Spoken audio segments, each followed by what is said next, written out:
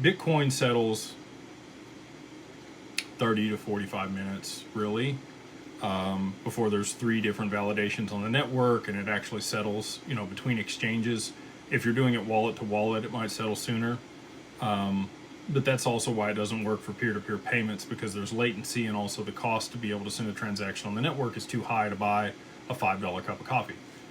Now you could argue that you could use the Lightning Network and other layer 2s, but you just had Ethereum come out and say that their original thesis on layer 2s being the solution is not the solution, that it's got to be a layer 1. So all that being said, either or rotations out of the ETF,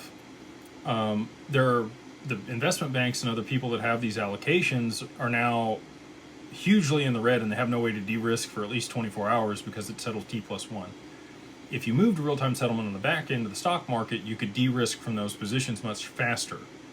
And that's what my thesis is. When we do see, significant downside in Bitcoin and the rest of the market, they're going to have to move to T+0. They actually already have that option in place because of Project Ion. And when they moved to T+1 on May 28th of 2024, they had an option in there to move to T+0 with settlement through a digital asset.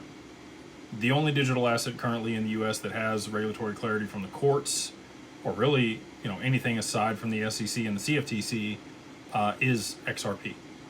Until the Clarity Act is passed, it has a moat. It's the only thing that could scale and meet the TPS requirements, and that would involve, the subnet that Bob Way currently has the patent on to be utilized, and you would also need.